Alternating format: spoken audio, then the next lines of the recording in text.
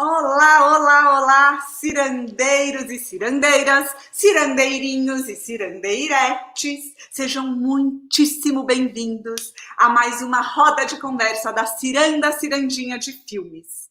A nossa roda de conversa de hoje se chama Meninos Maluquinhos, Ontem e Hoje.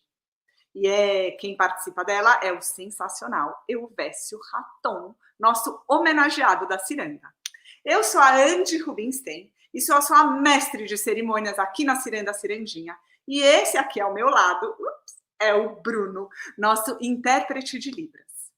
Antes de eu chamar os nossos cirandeiros dessa noite, deixa eu fazer alguns avisos. Todas as atividades da Ciranda que já estão acabando estão sendo exibidas aqui pelo canal da Ciranda no YouTube. E todos os filmes estão na plataforma insaei.tv e você só precisa se cadastrar rapidinho lá para assistir. Com exceção do programa Véu Véu e do curta Guaxuma, que podem ser vistos direto no site da Ciranda. E agora, sem mais enrolações, eu vou chamar os participantes da nossa roda de conversa. Para abrir aqui, eu vou chamar as queridas Patrícia Durães e Fernanda Reins, as curadoras da Ciranda de Filmes. Oi, Patrícia. Oi, Fernanda. Bem-vinda. Oi, boa noite. Boa noite, gente. Quem está assistindo sempre sabe que eu sempre pergunto para quem vai participar da roda qual era um sonho, ou um sonho que tinha quando era criança, ou um sonho de hoje em dia. A Fernanda me contou um sonho muito maluco, gente, que quando ela descobriu que tinha poluição no mundo, principalmente nos oceanos, ela teve um sonho que ela tinha uma traquitana, que era uma peneira gigante, que ia peneirando os oceanos e ia tirando todos os sacos plásticos. Eu achei demais. O problema é que não podia pegar peixe junto, né, Fernanda? Tinha que ser uma peneira inteligente. Especialista em plásticos e sensacional. E a Patrícia contou que ela tinha um sonho de se balançar num balanço. E era um balanço que ia balançando, ia ficando cada vez mais alto, cada vez mais alto, cada vez mais alto, até que desprendia do balanço, ia dando cambalhotas. Aí ela acordava, que era meio realmente, né? Dava uma tensão nessa hora. Gente, muito obrigada por compartilharem os sonhos de vocês. Agora eu vou chamar o Constantin, nosso ator, com um nome muito chique. Oi, boa noite, bem-vindo. Oi, gente, boa noite, Andy, boa noite, Fernanda, Patrícia. Boa noite, Constantin. Constantin contou pra gente que quando ele era criança, ele sonhava em ser astronauta e palhaço. E várias vezes ele tentou em combinar essas duas profissões. Então, se a gente ficar sabendo logo mais de um astronauta palhaço, já sabemos quem é, hein, Constantin? Muito obrigada. O primeiro. Primeiro, sensacional, Constantin, o astronauta palhaço. E agora eu vou chamar aqui o Matheus, nosso outro ator.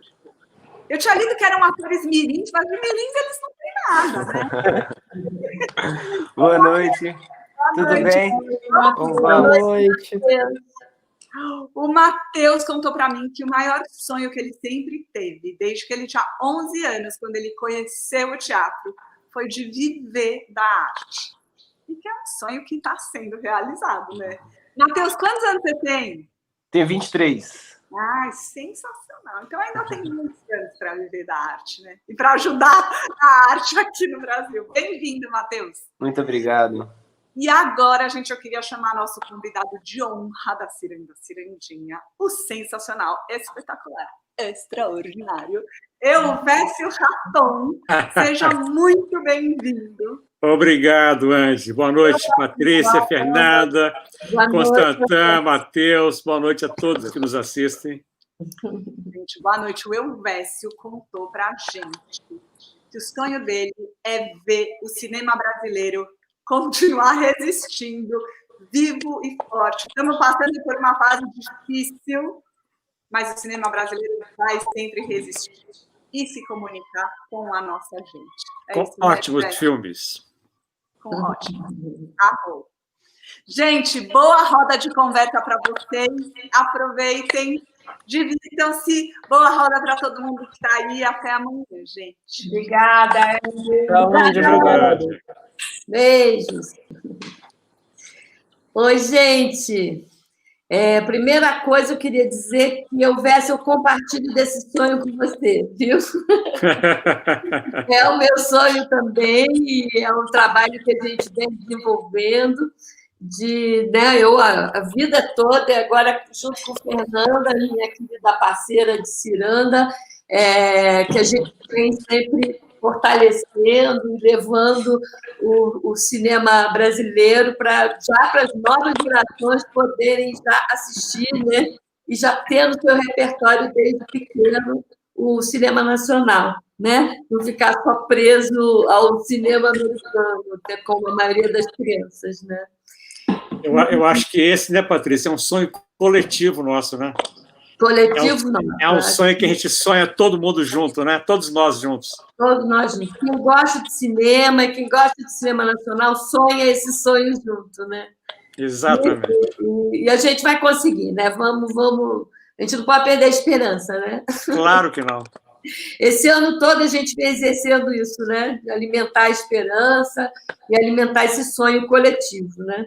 E é por isso que a gente, com a Cirandinha, né, na sua primeira edição, está exatamente trabalhando esse tema, né? E convidando as pessoas a construir um sonhário, né? O sonhário das gente, que é o nosso tema, né?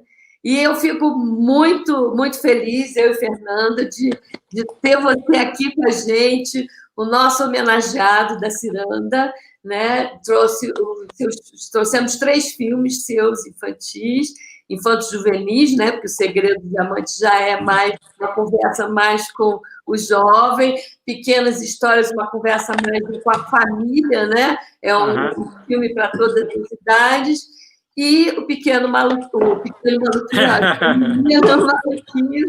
que foi um marco, né, no cinema nacional, e que segue sendo, e todas as crianças veem o Menino Maluquinho, faz parte do repertório das nossas crianças, e Dança dos Bonecos, que foi o seu primeiro filme, né, infantil, que já revolucionou, foi um filme encantador, mágico, que a gente tem que resgatá-lo e trazê-lo de novo às telas, né?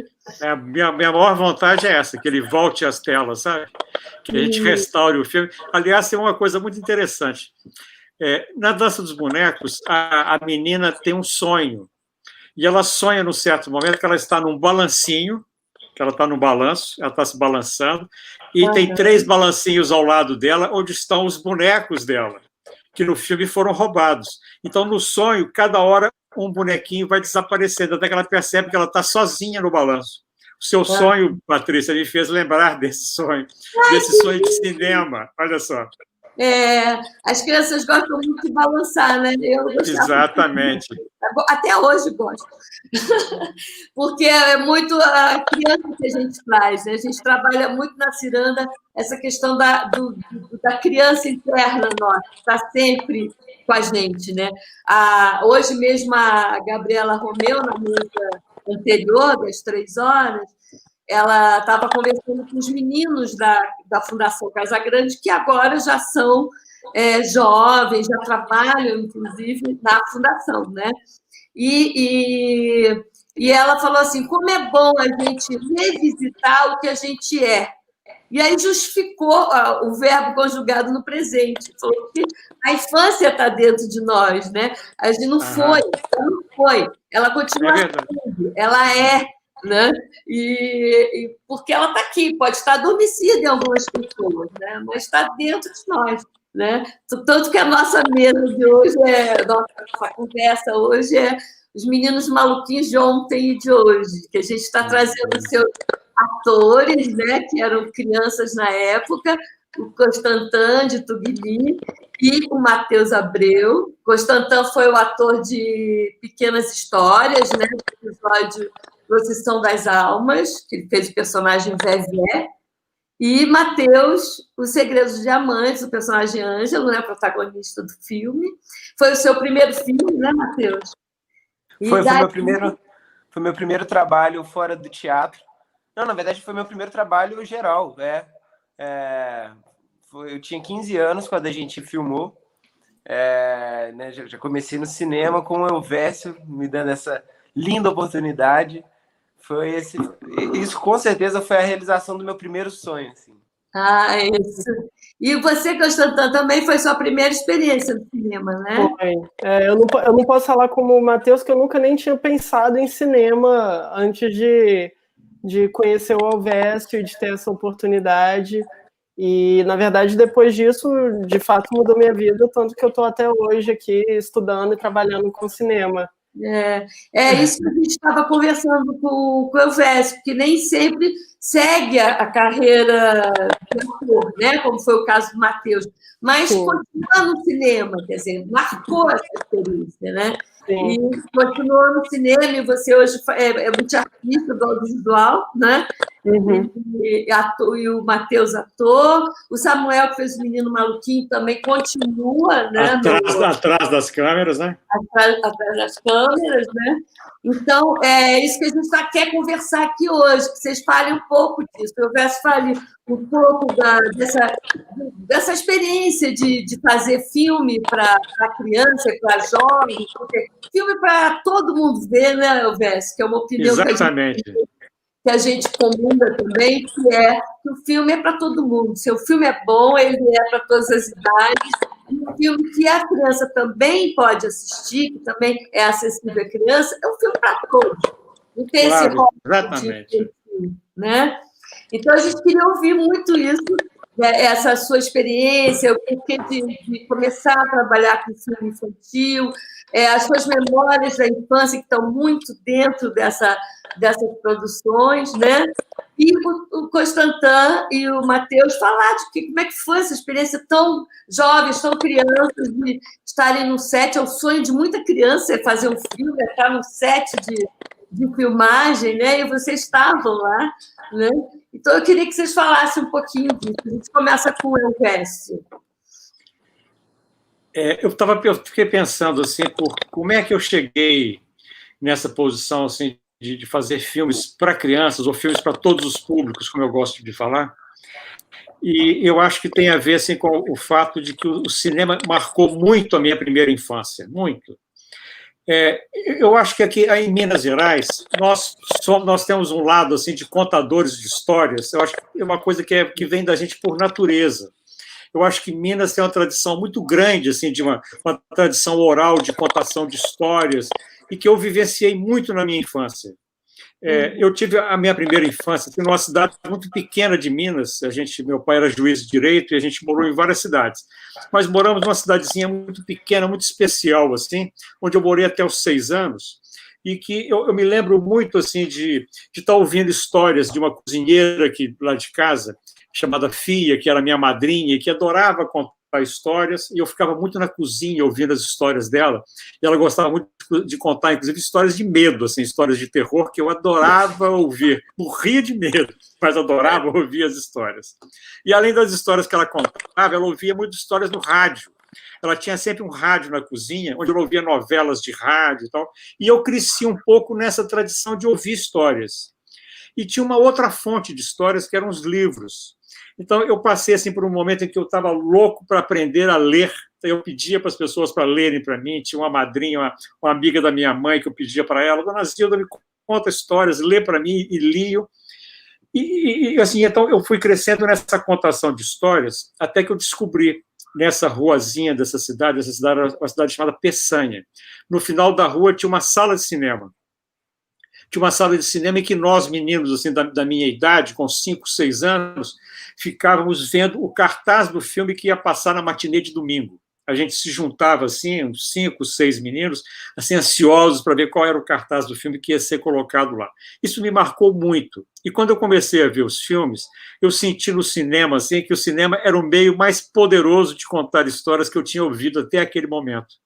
Eu tinha ouvido as pessoas contarem histórias oralmente, tinha ouvido histórias pelo rádio, tinha ouvido histórias dos livros, que eu estava começando também a aprender a ler, né? Mas, de repente, descobri no cinema assim, que o cinema era uma potência para contar aquelas histórias. Eu acho que isso me marcou muito, assim, marcou muito o meu interesse, assim, meu desejo, meu sonho de fazer cinema, né? E a minha aproximação com o cinema infantil, ele se deu muito quando minhas filhas mais velhas eram pequenas, isso nos anos 80, que eu levava-las muito ao cinema e para ver tudo que vinha, assim, a gente, né, ia ver os filmes brasileiros, os filmes americanos, os filmes estrangeiros, e eu me lembro assim de ver muitas produções mal cuidadas, assim, sabe, produções que não respeitavam a criança e que tratavam a criança como um pequeno adulto burro, ao invés de respeitar a inteligência dessa criança, né, inteligência de um ser que está em crescimento, que está descobrindo coisas, considerava a criança como um ser adulto pequeno burro. Então, assim, aquilo me incomodava muito, assim, além de haver filmes que traziam muito mais uma preocupação de vender coisas para as crianças, sabe, de vender um chinelinho, uma bonequinha, alguma coisa, do que contar uma história bem produzida, bem realizada, com um bom roteiro, com bons atores, né? Então, aquilo me incomodava muito. E o Brasil não tinha nunca teve muita tradição de produzir filmes para esse público, não é? Nossa produção sempre foi muito pequena, e nessa época a gente tinha basicamente as produções de filmes da Xuxa, né, e Trapalhões. Com todo respeito a eles, assim, eu sentia que a gente podia fazer coisas muito mais interessantes, sabe? Que eram filmes muito mais ligados à televisão e menos ligados ao cinema, né? Foi assim que nasceu o meu primeiro filme, assim, foi um filme que veio, inclusive, dessa tradição muito de inventar uma história. A Dança dos Bonecos foi uma história que eu comecei a inventar, assim, e observando muito as minhas filhas, a relação que elas tinham com os bonecos, sabe? E eu descobri, assim, nessa história, nesse filme, que a criança ela tem uma verdadeira paixão pelos bonecos, porque se você pensar numa escala, assim, numa escala de hierarquia, onde vem os adultos em primeiro lugar, depois vem as crianças, e abaixo dela estão os bonecos. Então, o boneco é um ser que precisa dela. Então, ela tem uma ligação com esse ser, quer dizer, que ganha vida na cabeça dela, na imaginação dela, muito grande. E eu descobri isso fazendo a Dança dos Bonecos. E depois vieram outros filmes, veio o Maluquinho, que aí eu acho que eu comecei a colocar nesses filmes, tanto no Maluquinho como no Pequenas Histórias e também no Segredo, as minhas coisas pessoais. De colocar aquilo que a Patrícia estava dizendo antes, assim, da gente se relacionar com o menino que a gente tem dentro da gente, que a gente conserva, e, na verdade, me relacionei de uma forma muito forte, que eu consegui colocar naqueles filmes o que eu tinha vivido na minha infância. A infância do Maluquinho é a infância que eu vivi nas ruas de Belo Horizonte, andando de carrinho de rolimã, brincando nas ruas, no momento que você podia fazer isso, sabe? Assim, lembrando das perdas que eu tive, das coisas boas que aconteceram, né? Da mesma forma no Pequenas Histórias, por exemplo, a história da Procissão das Almas, que o Constantin interpretou super bem, né? Foi uma história que eu ouvia muito em São João del Rei, onde eu passava férias, na casa da minha avó, e eu ouvia sempre essa história que tinha uma sexta-feira, que tinha uma Procissão das Almas, e que se elas te pegassem, você estava perdido. Se você cruzasse com a Procissão das Almas, era um horror.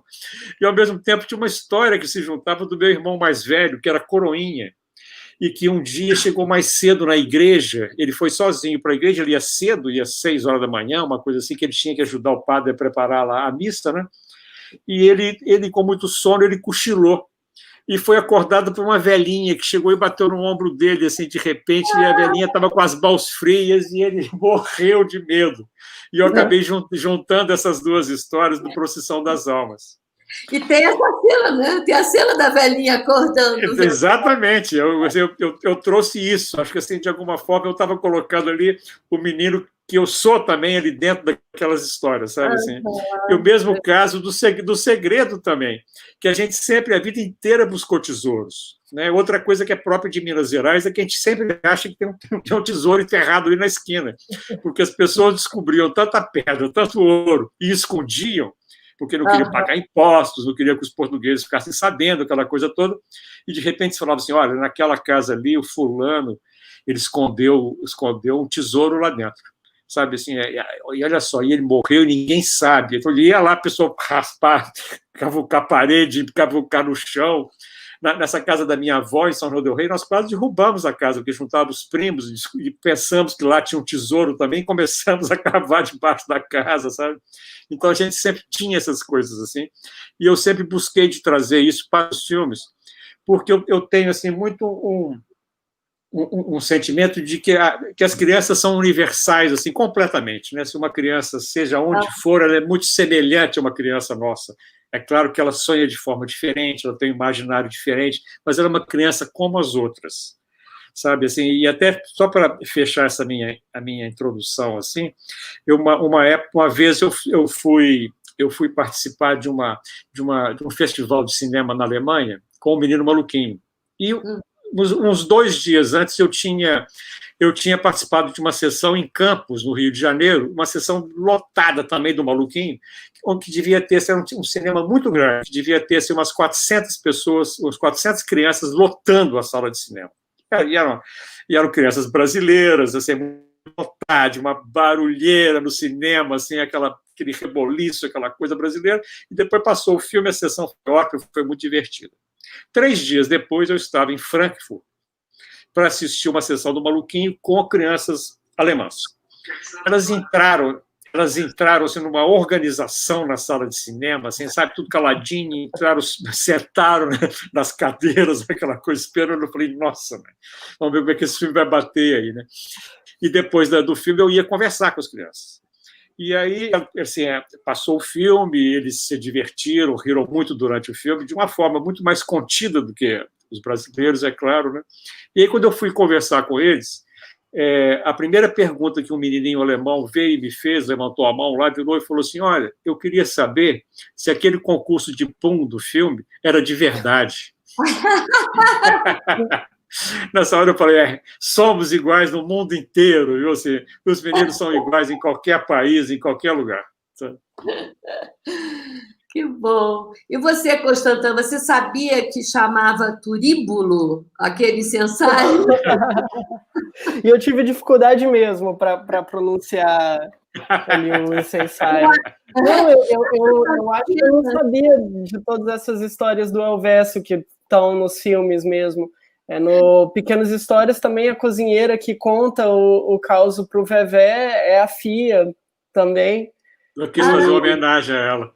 Sim. Essa coisa também do boneco, do brinquedo, é muito importante. Eu, quando fiz o Pequenas Histórias, eu tinha 8 anos, então não vou ter vergonha de contar isso, mas eu levei meu bichinho de pelúcia comigo, que acabou sendo o bichinho de pelúcia do Vevé no filme. Para mim era importante ali.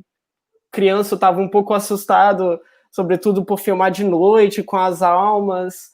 Então, estava segurando. A gente cuida do boneco, o boneco cuida da gente de volta. Isso. Exatamente. Ai, que lindo isso, muito lindo. Me lembro disso claramente, você com aquele ursinho. Quando eu vi, eu falei, nossa, tem que incorporar esse ursinho imediatamente. Sabe assim, e você com ele já tinha uma relação com ele, assim, a forma de pegar, a forma de trazer, de botar na cama, que era super bonitinho. Então, foi muito legal no filme. Foi muito legal. Você lembra, assim, do set, da filmagem? Lembro. Eu lembro desse dia, eu lembro sobretudo desse dia em que a gente filmou com as almas, porque para mim era uma novidade ficar acordado até tarde, né, esperando a filmagem, e aí para passar um pouco o medo das almas penadas, eu passeava ali pelos atores que estavam no break e eu via as almas penadas jogando truco enquanto comia uma marmita. Me ajudou muito a superar algumas coisas. E hoje em dia eu sou vidrado por filme de terror. Meus pais falam que é culpa do Elvésio. Que bom, viu? Bom culpado, viu? Ai, muito bom. E Matheus, conta pra gente, Matheus, como é que foi essa experiência com o Segredo dos Diamantes? Pois é, eu acho que o Segredo, ele abriu, né, um universo, um mundo totalmente diferente para mim, porque eu sempre gostei muito de assistir filmes, mas eu não fazia ideia de como essas engrenagens funcionam. E eu lembro que hoje, cada trabalho que eu faço, uma das partes que eu mais fico animado é na parte da preparação, né? De você ir descobrindo o personagem, de você ir se familiarizando e ir criando mesmo. E eu lembro que a preparação para o Segredo foi algo muito rico, primeiro, que era meu primeiro trabalho, né, no cinema. E a nossa preparadora, Silvana Mateucci, uma maravilhosa, que era engraçado porque, além de fazer a preparação para os personagens, ela praticamente dava uma aula de etiqueta de cinema para a gente. Porque ela foi explicando, durante toda a preparação, como funciona um set, né, os cuidados que a gente tem que ter, explicando tudo assim, tintim por tintim, falando de ordem do dia. E eu lembro claramente ela falando sobre o silêncio no set, o quanto que é importante, que mesmo o pessoal da maquinária que está lá montando tudo, tá todo mundo de rádio para ninguém ficar gritando, porque todo mundo está trabalhando, então todo mundo precisa de concentração. Eu acho que era uma certa preocupação dela, né? Porque as jovens eram eu e mais 2 jovens atores de 14, 15 anos, e que a gente já tinha uma química muito legal, assim. Eu acho que desde os testes a gente já criou uma química muito legal. Então, acho que ela tinha essa preocupação, né? Tipo, como é que vai ser esses meninos, né, quando chegar num set? Porque o set é um lugar mágico para mim. Mágico, mágico. Eu lembro de assistir os filmes, mas aí depois no set eu fui entendendo. Ah, então é assim que funciona. E, não sei, de ver de ver as diferenças, assim, de coisa que eu nem poderia imaginar, de eu estar assistindo. Eu lembro que tem uma cena linda que o Evécio criou, eu e a Júlia, a Raquel Pimentel, em cima na parte alta do cerro, da cidade do Cerro, que era uma escadaria com uma igreja atrás, você tinha um visual maravilhoso, você vê toda a cidade por ali. E aí, né, eu entendendo como funcionava o cinema, que eu tinha que olhar para a cidade, mas aqui na minha frente tinha um isopor, refletor, o cara do boom. Então, assim, acho que foi um barato para mim entender como o cinema, assim, o que a gente vê é bem diferente do que está realmente acontecendo. Esses segredinhos, assim, que só quem vive um set sabe. Mas isso não te desencantou de jeito nenhum. Pelo contrário. Eu acho que conhecer isso que foi me fazendo assim. Acho que até admirar mais, porque eu acho que a gente, né, no cinema, a gente tem tantos jeitos de fazer o que a gente imaginar, né? Eu acho que isso trabalha tanto com a nossa criatividade que isso me fez gostar mais ainda. Eu lembro que a gente tinha uma cena que quando o Ângelo encontrava... um pouquinho de spoiler pode, não pode? Claro. Quando o Ângelo encontrava os diamantes, ele entrava num túnel. E aí eu lembro de eu chegando onde eles estavam produzindo esse túnel, porque existia o túnel, só que para filmar não era nada prático filmar dentro de um túnel, então foi construído um túnel. Elvésio, agora me ajuda aí, era isopor, eu lembro que era um material... Isopor. Então, e aí construindo um túnel de isopor para a câmera conseguir vir me acompanhando. E eu fui acompanhando a construção durante o tempo que a gente estava no cerro, porque a gente chegou no cerro um tempo antes, até começar a filmar. Então, um dia a gente ia lá visitar, via como é que estava. E isso realmente só foi me deixando mais apaixonado ainda por tudo que eu estava vivendo. É incrível. E Minas Gerais... O truque é sempre fantástica, né? O que, Constantino, te ouvi? Essa dimensão do truque, do mágico, é sempre fantástico quando a gente vê como que... É como um mágico que depois revela qual que era o truque por trás ali da ilusão. É sempre apaixonante mesmo. Eu acho que só aumenta, né, a paixão, né, pela magia, pelo encantamento, né? Agora eu estava pensando assim, nessa fala do Matheus, de que, na verdade, quer dizer, ele estava sentado no alto daquela escada e que o que se via era a vista da cidade, que, obviamente, quer dizer, o espectador ia ver aquela vista junto com eles, né? Mas que o ator, naquele momento, estava vendo, é isso que você falou, era um isopor na frente, um refletor, cabos, microfone, etc.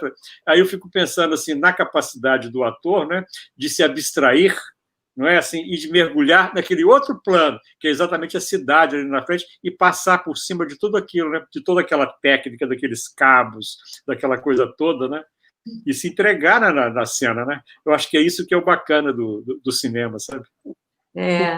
E você é um privilegiado de filmar em Minas Gerais, né? Porque são só cenários incríveis, né? São locações maravilhosas, né? É, assim, Já é um encantamento por si só, né? eu tenho assim, a sensação de que Minas é uma terra de cinema. É. Uhum. É realmente uma terra de cinema e que poderia produzir muito mais cinema do que aquilo que produz. Porque a quantidade de cenários, se você pensar não só cenários naturais, como de cidades coloniais, que são verdadeiras cenografias a céu aberto. Né? É claro que em outros estados você tem coisas lindas e ótimas paisagens, etc. Né? Mas Minas tem essa coisa muito especial, aquela que mistura essa história conservada nessas cidades, nessas ruas, como o Matheus estava falando, lá no Cerro, né? Onde nós filmamos, ou em São João del Rei, onde nós filmamos o Procissão das Almas também. Quer dizer, em Minas tem muito dessa coisa, que você pode tirar proveito desses cenários que estão aí abertos. Sabe? É incrível isso. Até a própria Belo Horizonte também é linda, né? Você já filmou em mais de uma ocasião e sempre aparece linda. Tanto no Pequenas Histórias, a gente tem ali um lado mais urbano da cidade, que é muito legal. Aham. E agora eu tive a chance de assistir, de participar e de assistir ao Lodo, que passou aí na Mostra de SP, e tem paisagens de Belo Horizonte que são muito bonitas. É verdade. Quer dizer, o Constantin trabalhou conosco agora no Lodo, né, que a gente apresentou na Mostra de São Paulo, e que pretendemos lançar em maio do ano que vem, né, dependendo de tudo que esse próximo ano nos espera, né, nos reserva, né, e que nós filmamos completamente em Belo Horizonte.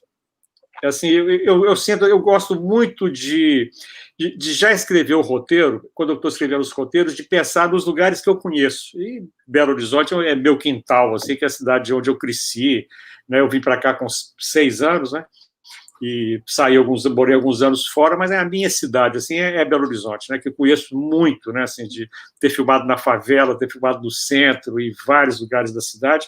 E eu acho que isso acaba me dando, assim, uma familiaridade com esses locais, sabe? Assim, de saber o que eu posso conseguir dramaticamente com o cenário, sabe? Acho que me dá um pouco isso. Eu sinto, assim, nessa minha relação, não só com Belo Horizonte, mas com vários lugares do interior de Minas, sabe? E o próximo filme infantil, você está pensando nele? Não, ainda não.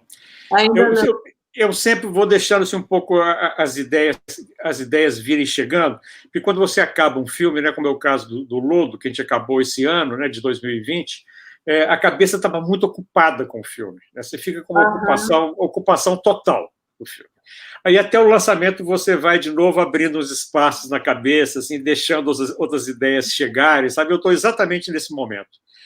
Como nós estamos vivendo uma época muito atípica, né? Assim, um momento muito diferente, né? Quer dizer, eu estou falando de um lançamento em maio, se for possível, nas salas de cinema, né? Quer dizer, a gente espera que seja, mas assim, ainda então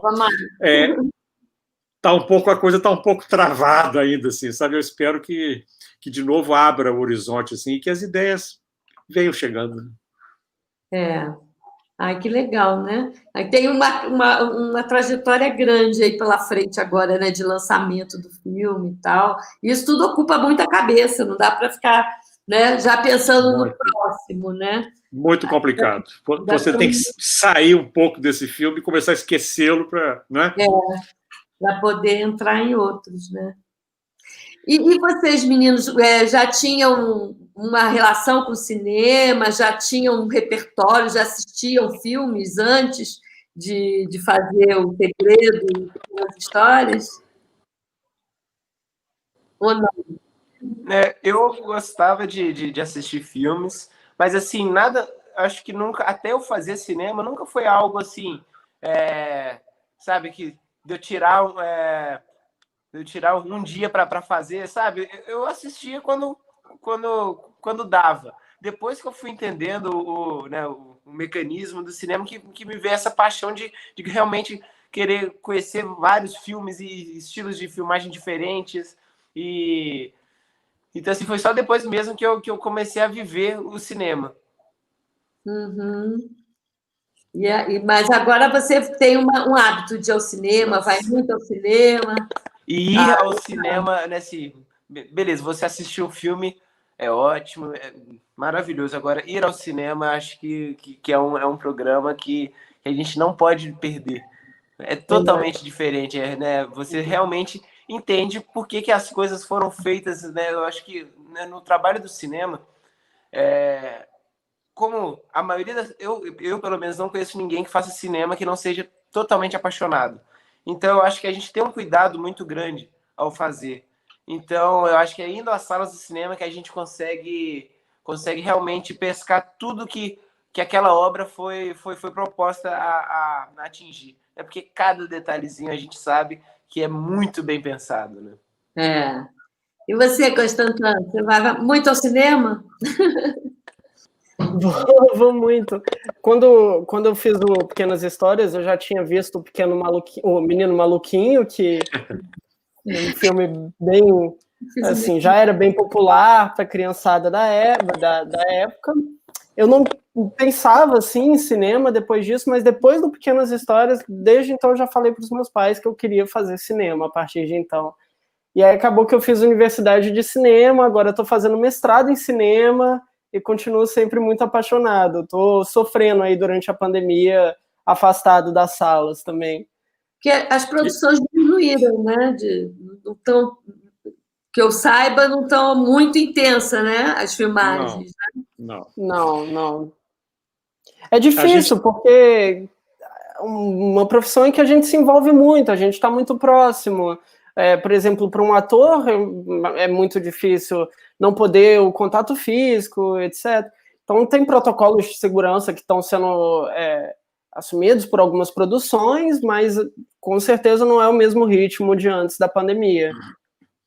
Não, e a gente está vivendo um momento das coisas muito paralisadas, né? A Ancine paralisada, não é? Os recursos não saem. Então, isso está retraindo muitas produções brasileiras. E com esse protocolo de filmagem agora, você tem um aumento de custos em torno de 40%. Para você filmar agora, assim, o aumento de custo é brutal, né? Assim, então, é um momento complicado, né? Complicadíssimo. Mas venceremos. Mas, assim, voltando à coisa da sala de cinema que você estava falando, eu acho que tem muito a ver, assim, a experiência da sala de cinema, de você assistir um filme, além de ser aquela tela gigante, assim, que quase te puxa para dentro dela, te suga ali para dentro, você está quase ali dentro dela, essa experiência de sonho compartilhado, que eu acho que é muito gostosa, muito bacana no cinema. Você está, de repente, ali compartilhando aquele sonho com muitas pessoas ali dentro daquela sala. O bacana é sempre a gente estar numa sala cheia de gente, não é? E aí, de repente, se é um filme, você tem uma cena cômica, o riso de um te contagia, ou o medo também na outra também te contagia. Isso é muito bacana, né, gente? Isso é só o cinema, né? Não, sem dúvida. Uma coisa é você ver, por exemplo, um Chaplin sozinho em casa. Outra coisa é você ver um Chaplin, né, com uma sala enorme, cheia de gente. Né? Exatamente. Você conter o riso, né? E contagia, vai te contagiando, né? A experiência e a emoção do outro, né? A reação do outro.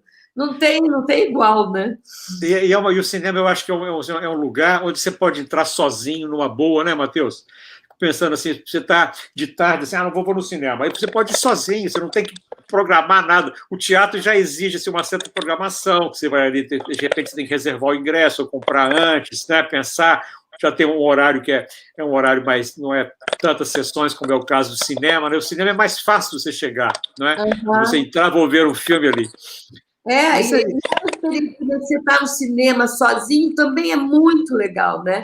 Porque é um mergulho, uma imersão total na tela, né? Então, é uma experiência legal de ser individual e, ao mesmo tempo, maravilhosa de ser coletiva, né?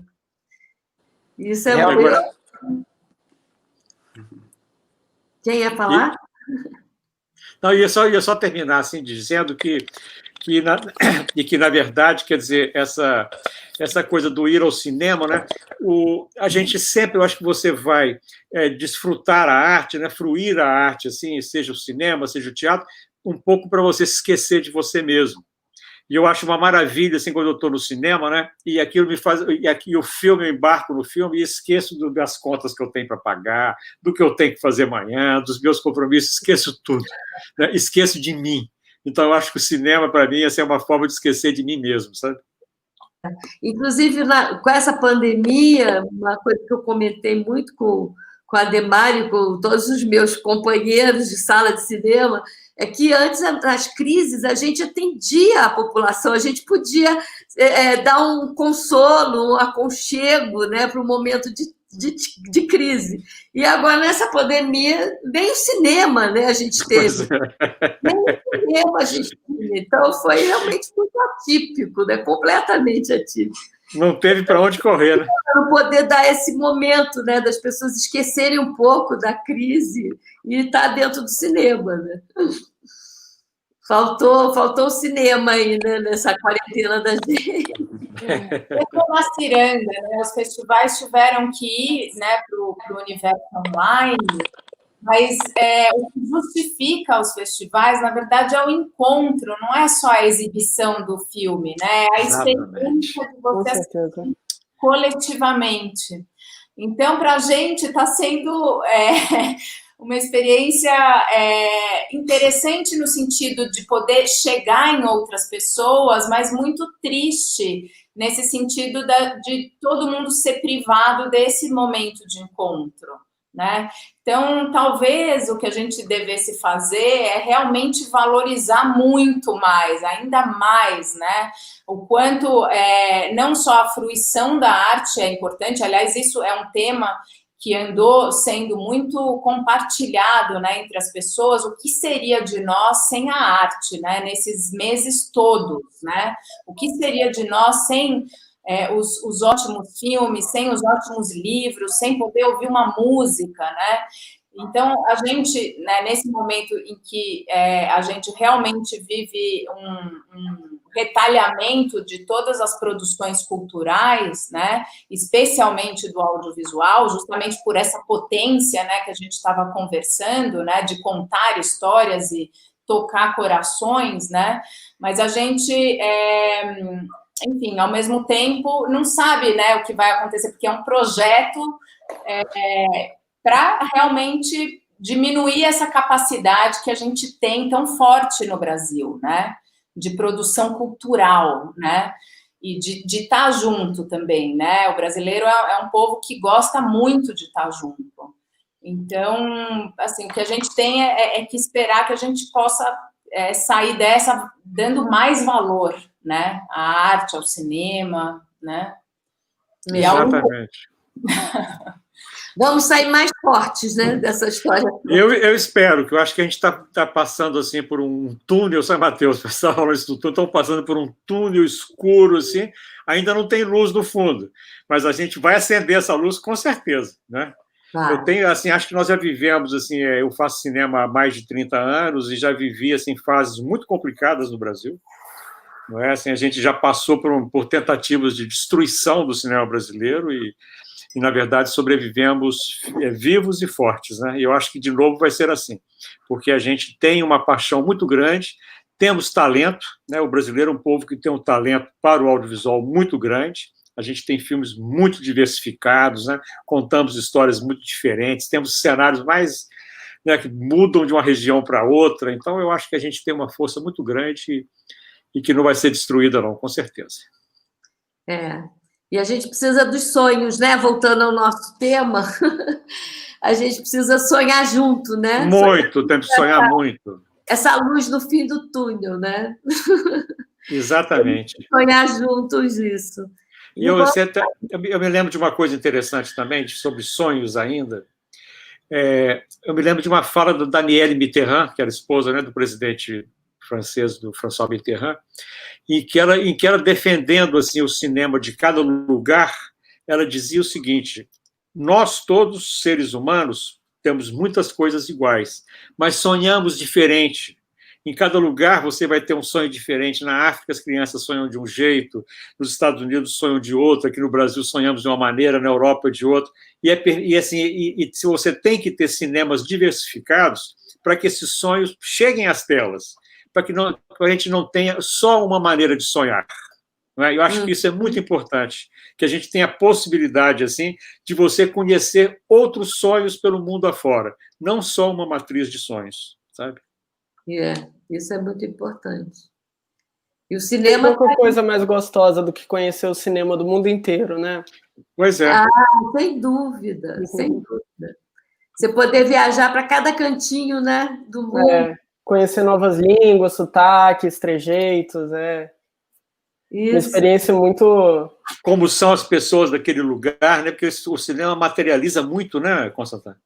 Sim. Aí, de repente, você está vendo assim, formas de ser, né? Como é que as pessoas se relacionam, como é que elas riem, como é que elas andam, né?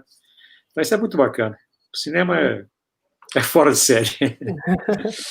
E, Elvésio, você sabe que a Cirandinha de Filmes, é a primeira edição infanto-juvenil, mas a gente já realizou antes 5 edições da Ciranda de Filmes, né? Uhum. E a gente, então, o que a gente faz é trazer, coletar, né, selecionar filmes do mundo inteiro que tratam de infância e educação. E essa questão da universalidade da infância, que você falou no início, né, que é muito interessante, né, porque a gente, obviamente, cada lugar tem a sua cultura, né, tem as crianças têm a sua identidade própria, ligada à cultura, à língua, né, aos saberes, fazeres locais, mas a gente vê justamente essa questão, por exemplo, da linguagem do brincar como linguagem universal, né, que perpassa todas as culturas, e várias brincadeiras, né, que são compartilhadas. Claro, tem, né, suas diferenças e tal, mas é muito interessante você ver, né, brincadeiras que acontecem as mesmas na Mongólia, né, os mesmos interesses das crianças pela natureza, né, isso acontece em todas as culturas, né. E agora, tem uma coisa que eu acho que queria que vocês falassem um pouquinho sobre o contato intergeracional, né? Porque o brasileiro não é um povo que valoriza muito os mais velhos, né? O conhecimento das pessoas que têm, né, muita experiência, e, pelo contrário, né, normalmente os mais velhos aqui são deixados de lado, né? Então, assim, como é que você, de alguma forma, busca trazer essas diferentes gerações nos seus filmes, assim, tanto retratar, né, as crianças, como aquela criança que continua dentro, né, de todos, até quando a pessoa é mais velha? Assim, o que você acha da importância do contato entre as gerações? Eu acho que em todos os meus filmes eu fiz essa mistura de gerações, em todos eles. Desde a dança, que o personagem, que a protagonista é uma menina, né, mas que o avô dela é um personagem muito importante. Né? Os dois são... Opa! Elvésio saiu. Opa, voltamos todos. Estamos de novo? Sim. Tá. Eu acho que em todos os filmes assim, eu fiz essa intergeração, sabe? No Maluquinho a mesma coisa, assim, porque além dos meninos, quer dizer, você tem uma presença muito forte do pai e da mãe e do avô também. O avô é um personagem muito importante e o avô, de certa forma, no filme, ele simboliza um pouco essa passagem dessa tradição, da brincadeira.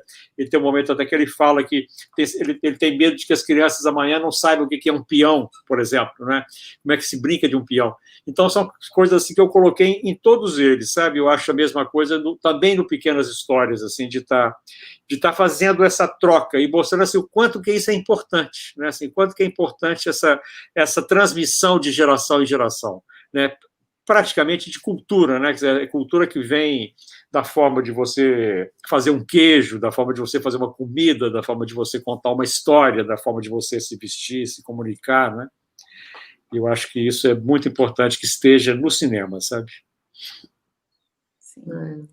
Gente, no chat tem algumas perguntas, a gente precisa dar a voz aqui para o público, né? Então, tem uma pergunta aqui para o Matheus e para o Constantin, Quero saber a relação que Constantin e Matheus hoje têm com o cinema. Quais os trabalhos em vista e no caso de Constantin, o que principalmente muda estar à frente e atrás das câmeras? Olha, como eu falei, eu segui esse caminho desde que eu encontrei o Elvésio. Recentemente eu trabalhei em algumas produções e eu tenho focado também em crescer enquanto animador. Então eu tenho feito muito cinema de animação, além de ser pesquisador de cinema também, tá estudando no mestrado. Então eu tenho tido vários olhares assim diferentes, várias portinhas de entrada para observar o cinema de suas várias faces. E não perdi aí a paixão até hoje, então tem alguma coisa muito certa com ele que sempre me agarra de volta, sempre me puxa. Mas de fato é outra coisa tá na frente e atrás das câmeras. Quando você tá atrás, você praticamente, assim, nas produções em que eu trabalhei, tanto dentro da universidade como fora, eu fui assistente de produção, justamente no lodo do Elvésio Raton. É uma coisa que o túnel que o Matheus estava falando, eu estava produzindo, não nesse caso, mas assim, o equivalente. E depois, quando você tem a chance de ver tudo ali montado, é um orgulho enorme, assim. Eu lembro do orgulho que eu tive quando eu levei meus coleguinhas para assistir o Pequenos Stories e apontei para mim ali, ó, sou eu. E hoje em dia, quando eu vejo um cenário, por exemplo, eu falo ali, ó, eu coloquei aquela cortina ali. Mas continua sendo um orgulho enorme. Muda muita coisa, mas no final o sentimento continua muito próximo. Só queria só acrescentar uma coisa, que o Constantin desenha muitíssimo bem. Eu adoro os desenhos dele, o traço dele é muito interessante. Muito bacana. Obrigada, Elvésio. E em vista, o que você tem de trabalho agora?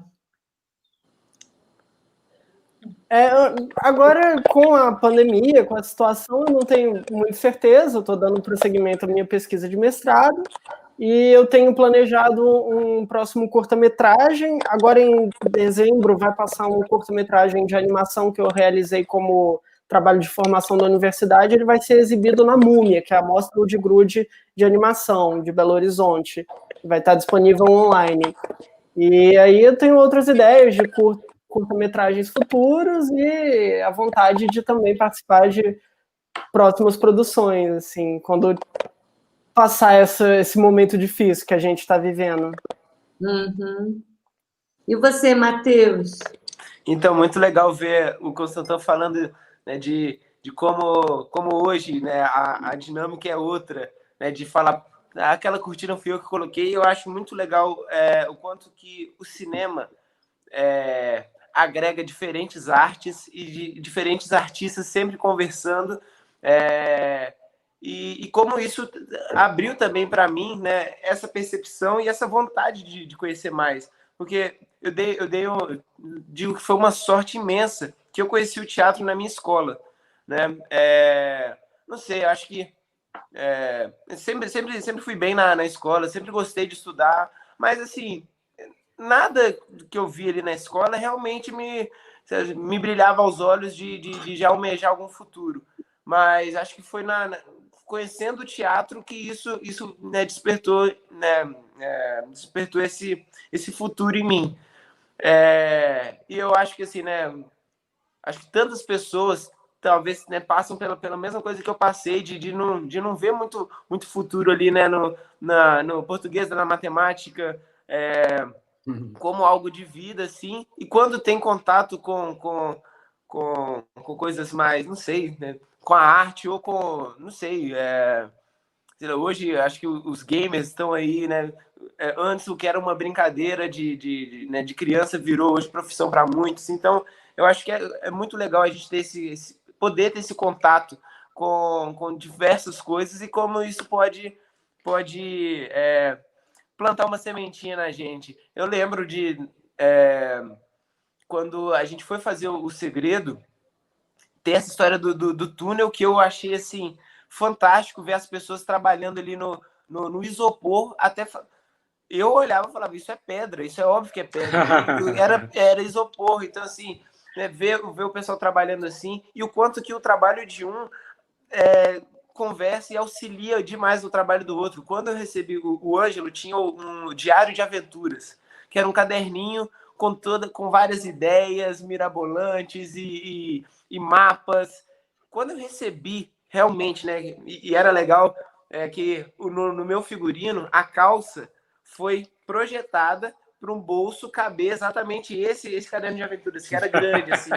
Então, né, aí vem o figurino, vem o pessoal da arte, que me entregou o Diário de Aventuras, e eu fiquei assim, eu lembro que eu só queria ficar lendo aquilo ali, e eu entrei nossa, foi algo muito rico para mim, né, ter isso realmente em mãos. Então eu acho muito legal o quanto que o cinema reúne os artistas e boas ideias, e de como que a gente consegue ir também conhecendo mais e pelo menos querendo se aprofundar em alguma coisa diferente que eu, pelo menos, nunca tinha visto, né?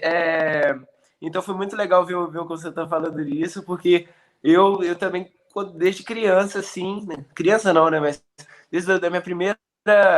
Era criança também, mas desde a minha primeira contato ali com o cinema, isso mudou minha forma de enxergar a vida.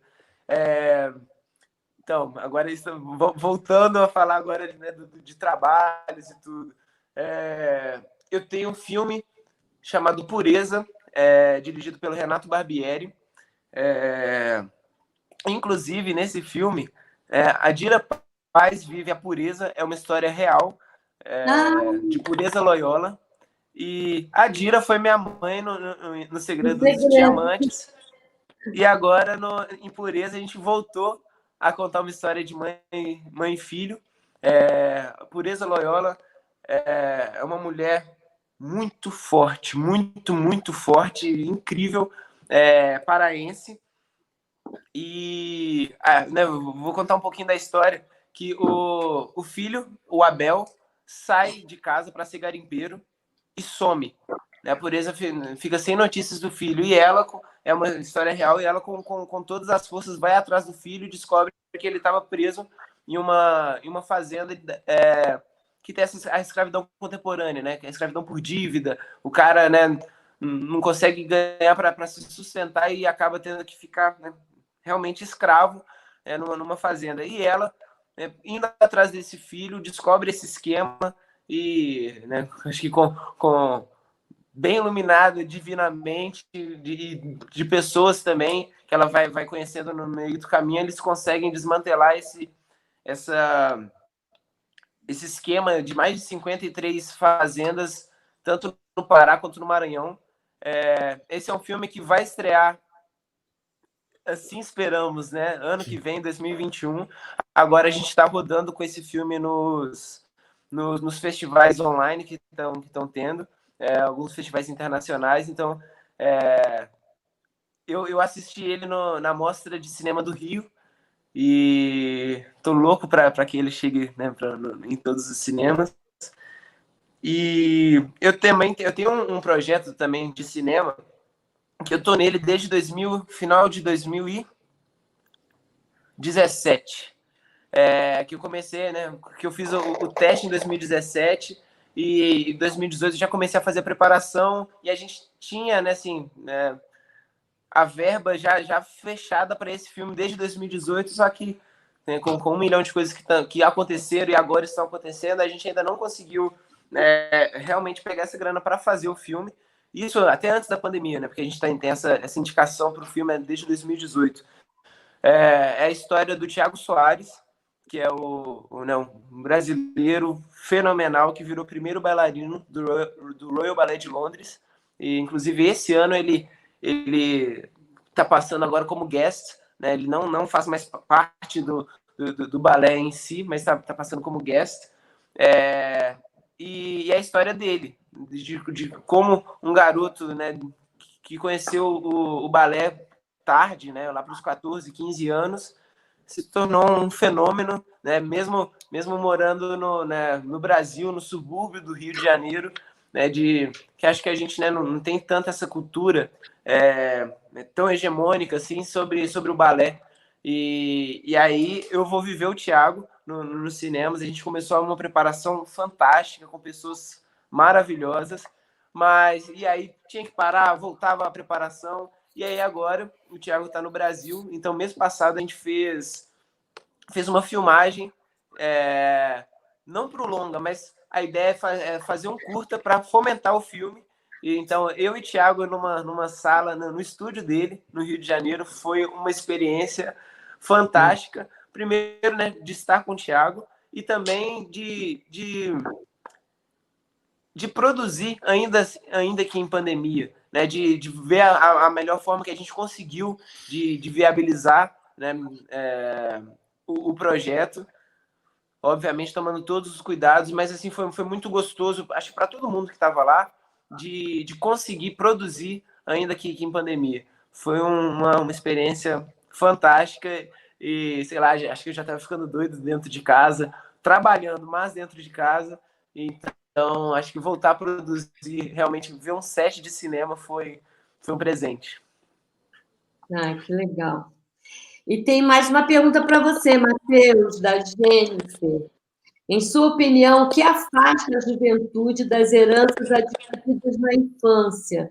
Brincadeiras, culturas, e como acha que o cinema pode desenvolver essa vontade das crianças pela cultura, né? O interesse das crianças pela cultura. Eu perdi o início da pergunta, eu não entendi. Pode repetir, por favor? O que afasta a juventude das heranças adquiridas na infância, né? As brincadeiras, as experiências da infância. Uhum. E como é que você traz isso para agora e o que faz as crianças serem estimuladas para gostar do cinema, né? Olha, falar de infância, para mim, é muito louco, porque não faz muito tempo que eu saí da infância e hoje e hoje eu acompanho minha irmã. Eu tenho uma irmãzinha de 7 anos. Então, sei lá, querendo ou não, a gente acaba analisando algumas coisas, né? Eu acho que o que faz afastar um pouco essa herança cultural, eu acho que primeiro, não só cultural, mas o que afasta, acho que a criança de ser criança, igual o Elvis estava falando, que ele na infância dele, ele conseguia ser criança, ele conseguia brincar na rua, andar de bicicleta. Eu tive uma infância muito privilegiada, minha cidade tem 36 mil habitantes, e então eu tive uma infância assim, raiz de toda noite ir para a rua para brincar com os amigos, e tava tudo certo, né? Assim, os pais ficavam de olho, mas tava tudo certo. Então eu acho que assim, com o desenvolvimento do mundo e, né, esse desenvolvimento às vezes traz coisas também bem estranhas, né? Eu acho que acaba que os pais acabam tendo medo, né, de deixar a criança ser criança, né? E para a criança brincar e se soltar sempre tem que ter muitos cuidados, né? E a gente obviamente entende isso. E não sei, eu acho que assim, a tecnologia é ótima, é maravilhosa. O tanto que a gente consegue aprender, por exemplo, com vídeos no YouTube, é algo fantástico. Só que assim, eu acho que é difícil dosar o quão cedo a gente introduz, né, uma criança a uma tecnologia assim. E eu acho que cada vez mais é comum. Os pais também querem um pouco de descanso, então coloca ali uma galinha pintadinha para a criança ver, mas e eles já são eles já nasceram com chip atualizado, então é uma loucura você ver, né, garotos de 3 anos de idade mexendo no iPad melhor que meu pai, por exemplo. Então assim, acho que a preocupação é quando introduzir, né, e esses limites na introdução dessas tecnologias, porque eu acho que, querendo ou não, afasta um pouco.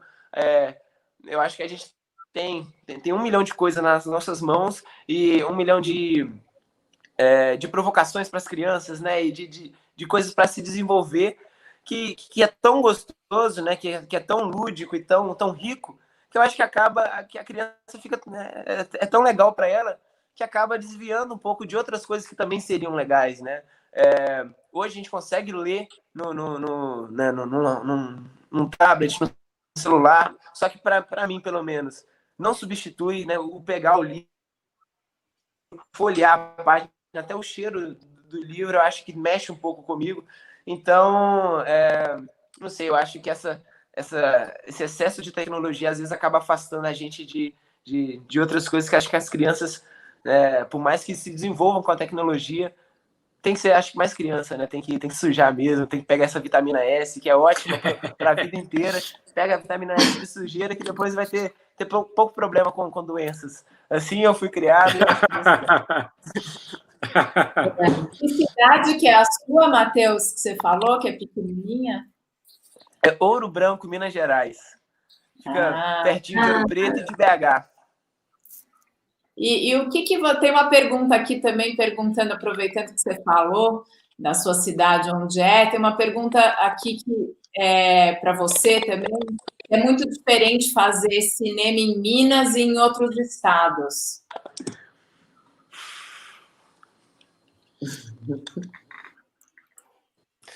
Uau! Eu não sei, porque eu acho que o fazer cinema já é algo tão mágico que pergunta. Eu realmente não sei. Não sei responder se eu vejo diferença, né, em termos de estado.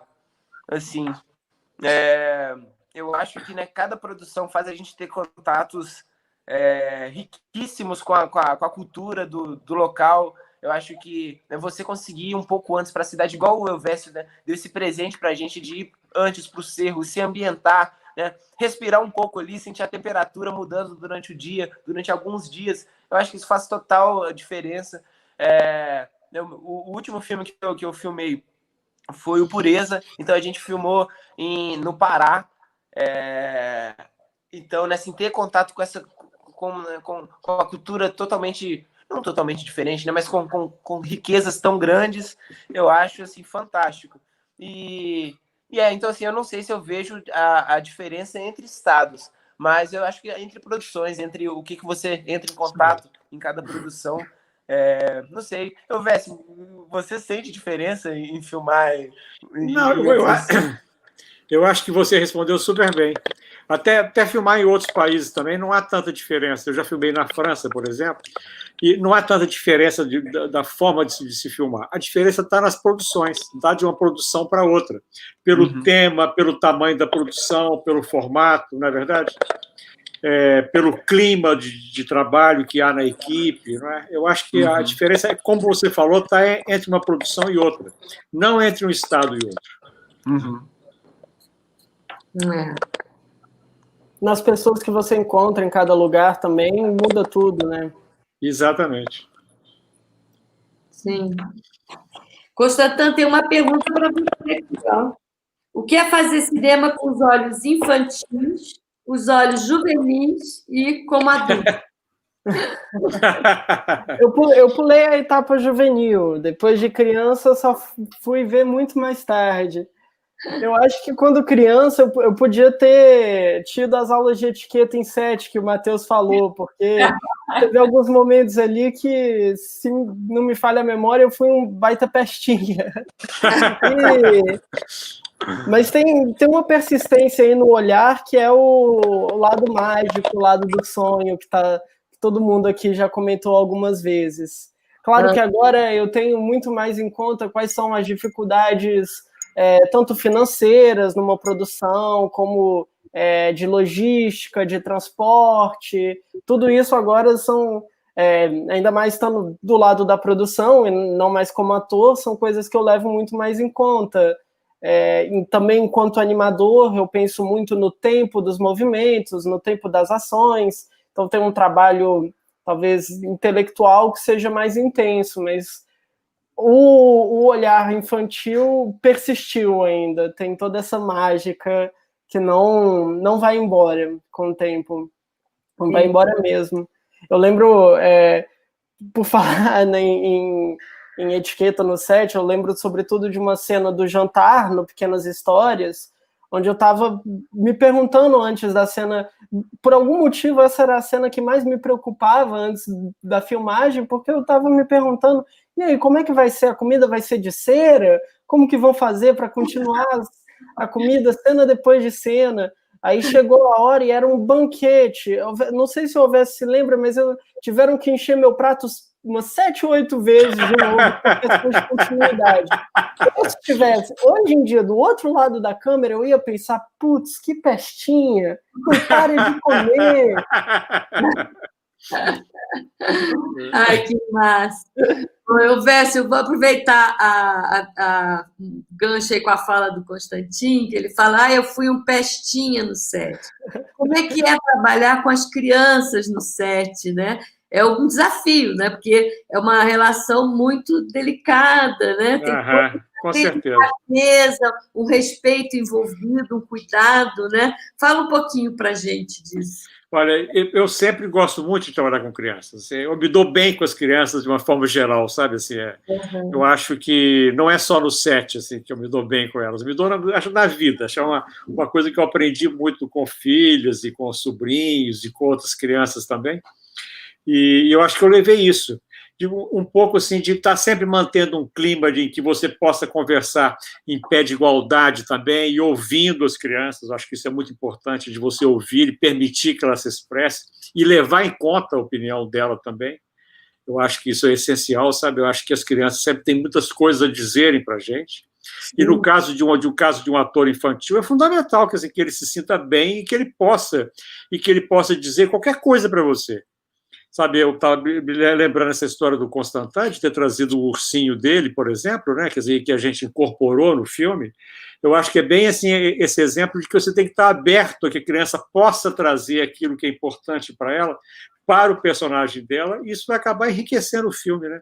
E a forma dela ser, a forma dela se mover no set, sabe? Assim, eu percebo assim em vários desses meninos com quem eu trabalhei, nesses dois que estão aqui conosco, no Samuel, que não está com a gente, mas que também assim, tinham muita vontade de saber o que estava acontecendo, o que o pessoal da maquinária está fazendo, o pessoal da iluminação, e a câmera, e o cara do som, talvez essa curiosidade assim, que eu acho que você sente nesses meninos e que você tem que deixar isso acontecer também.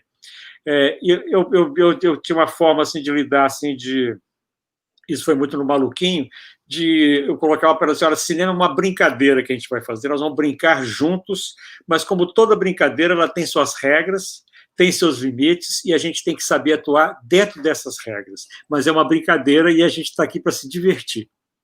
Sabe, é isso que eu tratava de passar, porque, na verdade, eu me divirto muito fazendo esses filmes. Me divirto à beça, e gosto que todos que estão comigo se divirtam também, sabe? E isso passa no filme, né? Passa muito no filme, né? Que bom. Eu tenho uma relação natural com as crianças, e isso que eu acho que é o mais rico, assim, na sua filmografia, né? Essa conversa direta com as crianças, né? É muito natural, né? E de observação, né? Da infância, de compreensão e valorização da infância, né? Então, isso é super genial, né? À toa que você é nossa homenageada esse ano. Gente, a gente precisa se despedir, né? Já está chegando a nossa hora. Essa conversa toda me fez remeter a 2 mesas que a gente teve. Uma que foi uma mesa de ontem, que foi com Siddhartha Ribeiro, a Eliane Potiguara, a Lourdes Atier, e 2 meninas, né? E que se falou muito dessa questão de dar voz à criança, né? De que a gente precisa ser ouvido, vocês precisam ouvir a gente, né? Precisam valorizar o que a gente fala, não é só ouvir, como também valorizar o que a gente fala. E a mesa que vem amanhã, que é a mesa Me Liga Nata, não é? Quem está falando? Que é o lançamento de 2 episódios, né? Quer dizer, será o lançamento de todos os episódios, mas a gente está exibindo 2 episódios, que é de uma série Me Liga na Lata, né? E que é uma produção do Território do Brincar, da Renata Meirelles e do David Ricks, e que fala da importância do brincar, aquela coisa, a vitamina S que o Matheus falou, né? A coisa de você viver no corpo as experiências, e é isso que faz a gente guardar essas heranças da infância, que foi a pergunta da Jennifer, né? E levar isso para o resto da vida, né? Então, a importância do brincar. Então, brincar no set, brincar com as crianças, fazer do nosso trabalho uma coisa prazerosa, é o que dá esse encanto todo, né? Que a gente busca, essa beleza que a gente busca na vida. Né? É isso mesmo. Brincar a vida inteira, né, Patrícia? Isso, exatamente. E aí eu queria muito agradecer a presença de vocês, agradecer imensamente, Elvésio, a sua receptividade, toda a sua generosidade assim, de nos receber e abrir assim, o seu tempo para a gente. Né? Foi muito legal. Agradeço a Simone também. Um beijo, Simone, para você. E o Constantin e o Matheus, que desde o primeiro momento, desde o primeiro chamado, já, opa, estamos lá, vamos, né? E eu gostaria agora que vocês falassem, dessem uma despedida, Fernanda também, que está aqui do meu lado, e para a gente poder encerrar. Eu queria dizer que gostei muito dessa conversa nossa, me senti assim, muito homenageado assim, e sentindo que essa homenagem não é só para mim, mas é para o cinema infantil que a gente produz nesse país. Sabe, que muitas vezes é subdimensionado, não é considerado da forma que deveria ser, não é? E eu acho que é uma forma da gente lembrar desse cinema o quanto que esses filmes são importantes. Sabe, assim, eu sinto essa homenagem muito nessa direção, da gente valorizar o cinema feito para crianças no Brasil. E adorei conversar com vocês, adorei estar com o Matheus, Constantin, com você, Patrícia, já minha amiga há tanto tempo, com o Fernando. Foi um prazer, gente. Muito obrigado. Muito bonito de ver esse vínculo de vocês, como permanece, viu, Elvésio? Isso eu imagino para vocês, né, Constantin e Matheus, como fica essa memória, né, registrada no coração, né, e que vai acompanhando o resto da vida. Isso é muito lindo. Eu quero agradecer muito ao Elvésio, né, homenageado aí, que faz parte duplamente da minha infância, tanto pelo Pequenas Histórias, como pelo Menino Maluquinho, que realmente é um filme que eu vi muito quando eu era moleque, e falar aí para a molecada que estiver assistindo também não deixar de ser maluquinha. Assim que vier a vacina, arrastar o pai e a mãe para o cinema, não deixar aí de brincar e de sonhar. Isso mesmo. Pessoal, eu agradeço demais esse convite.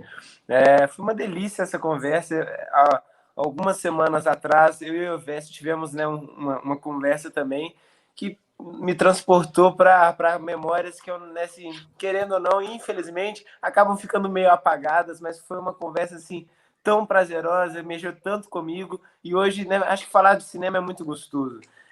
Fazer cinema já é muito bom, mas como a gente ainda não está podendo falar de cinema é muito gostoso. Esse vínculo é fortíssimo. Quando o Elvésio estava contando realmente desse pacto que ele né, faz com os atores, isso aqui é uma brincadeira, mas tem limites. Eu fui transportado para 8 anos atrás, porque eu lembro exatamente do momento que o Elvésio estava falando isso com a gente. Então, realmente, esse vínculo, né, é fortíssimo, e que bom, né, que não dá para desvincular assim fácil. Então, eu queria agradecer demais essa conversa, foi uma delícia. Muito bom mesmo. Bom, gente, espero que vocês possam aproveitar da nossa programação, que vai até quarta-feira também, falhar, né? Aproveita que os filmes de vocês também estão aqui, né, para ser vistos. E hoje a gente tem o Menino Maluquinho, então é um dia especial só hoje, né? Até amanhã, 1h, mas os filmes, tanto O Segredo dos Diamantes quanto Pequenas Histórias, ficam até quarta-feira, então espalhem para quem ainda não viu, tá? Para aproveitarem a programação, né?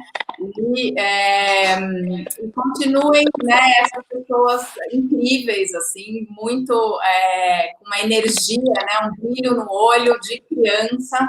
Inclusive o Elvésio, muito muito lindo. Você tem essa cara de maroto, menino maroto. Marotinho, né? Até hoje, isso é muito bonito de ver. Muito obrigada mesmo por vocês estarem com a gente e sigamos juntos sonhando coletivamente. É isso aí. Obrigado a vocês.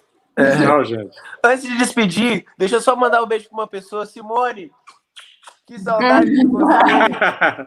Vou transmitir para ela. Por favor. Beijo, Simone. Beijo, gente. Tchau, gente. Beijo. Uma boa noite para vocês. Obrigadíssimo. Tchau, obrigado. Tchau, pessoal. Acabou.